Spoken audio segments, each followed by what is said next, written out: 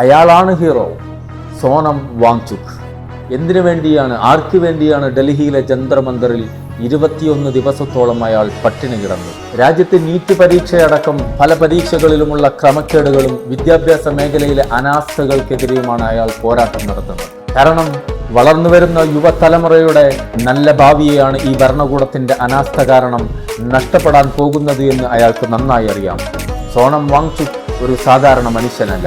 ലഡാക്കിൽ ജനിച്ച അദ്ദേഹം ഇന്ത്യ കണ്ട ഏറ്റവും സമർത്ഥനായ ബിടെക് ബിരുദധാരിയും ഇൻവെന്ററും നല്ല ഒരു സോഷ്യൽ ആക്ടിവിസ്റ്റുമാണ് അയാൾ. അതിലുപരി SECMOL, students educational and cultural movement of Ladakh എന്ന പേരിൽ ഒരു പ്രത്യേക വിദ്യാഭ്യാസ രീതി, അതായത് പഠനത്തിൽ പിന്നോക്കം നിൽക്കുന്നവരെ, പഠിക്കാൻ കഴിയാത്തവരെ മാത്രം കേന്ദ്രീകരിച്ച് പ്രായോഗിക വിദ്യാഭ്യാസത്തിലൂടെ ആത്മവിശ്വാസമുള്ളവരാക്കി മാറ്റുന്ന ഒരു വിദ്യാഭ്യാസ സ്ഥാപനത്തിന്റെ സ്ഥാപകൻ കൂടിയാണ് അയാൾ. മാത്രമല്ല മരുഭൂമിയിലെ ദാഹം മാറ്റിയ ശാസ്ത്രജ്ഞനാണ് അയാൾ. ആഗോള താപനം മൂലം മഞ്ഞുമലകൾ അപ്രത്യക്ഷമായപ്പോൾ ഐസ് ക്യൂബ എന്ന സാങ്കേതിക വിദ്യ സ്വന്തമായി വികസിപ്പിച്ചെടുത്ത് വരണ്ട ഭൂമിയിലേക്ക് വെള്ളമെത്തിച്ച വ്യക്തിയാണ് അദ്ദേഹം. അതുപോലെ രാജ്യത്തിന്റെ അതിർത്തി മേഖലകളിൽ വളരെ ശക്തമായ തണുപ്പുള്ള ഏരിയകളിൽ 30-40 ഡിഗ്രി തണുപ്പുള്ള ഏരിയകളിൽ രാജ്യത്തിന് വേണ്ടി കാവൽ നിൽക്കുന്ന സൈനികർക്ക് ആ തണുപ്പിനെ പ്രതിരോധിക്കാൻ വേണ്ടി സോളാർ ടെന്റുകൾ സ്ഥാപിച്ച ശാസ്ത്രജ്ഞൻ കൂടിയാണ് അയാൾ.